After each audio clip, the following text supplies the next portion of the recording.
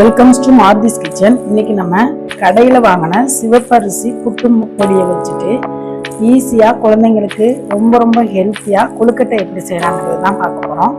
அதுக்காக அடுப்பில் கடாய் வச்சுட்டு நமக்கு எந்த அளவுக்கு மாவு வேணுமோ அந்த அளவுக்கு மாவு வந்து லைட்டாக ஃப்ரை பண்ணிக்கோங்க.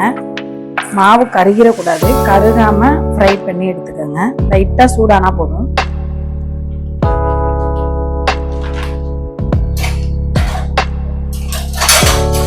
ஒரு கப் அளவுக்கு மாவு போட்டு நல்லா ஃப்ரை பண்ணிக்கலாம். மாவை வறுத்துட்டு ஒரு பவுலில் சேர்த்துக்கிட்டோம். எப்போதுமே ஸ்வீட் செய்யும்போது கொஞ்சமாக உப்பு சேர்த்துக்கலாம், இனிப்பு தூக்கலாக தெரியும். கொஞ்சமாக உப்பு, ஒரு ஸ்பூன் சுத்தமான நெய் சேர்த்து நல்லா இந்த மாவோட பரட்டி விட்டுக்கோங்க. பெசறனதுக்கு அப்புறம் நம்ம இன்னைக்கு வெதுவெதுப்பான சுடுதண்ணி எடுத்து வச்சுருக்கோம். அதை லைட்டாக தெளிச்சு நல்லா புட்டு மாவு பதத்துக்கு கட்டி இல்லாமல் பிசைஞ்சு எடுத்துக்கோங்க.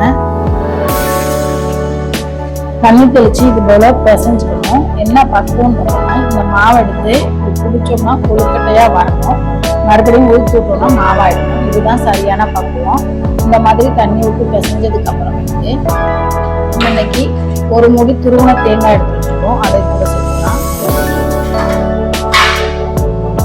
நான் நாட்டு சர்க்கரை எடுத்துருக்கேன், அது கூட ஏலக்காய் சேர்த்து பொடிச்சிருக்கேன், அந்த இதையும் சேர்த்துக்கேன்.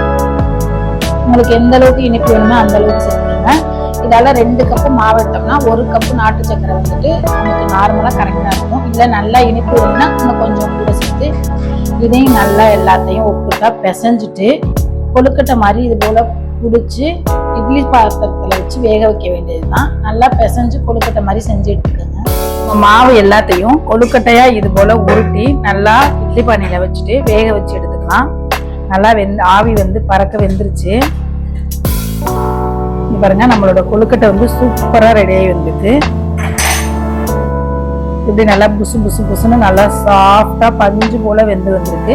நீங்களும் இதே போல ட்ரை பண்ணி பாருங்க. வீடியோ பிடிச்சிருந்துச்சுன்னா லைக் பண்ணுங்க, ஷேர் பண்ணுங்க, கமெண்ட் பண்ணுங்க. மறக்காம பெல் ஐகானை கிளிக் பண்ணிட்டு மாருதிஸ் கிச்சன் சேனலுக்கு சப்போர்ட் பண்ணுங்க. பாய்.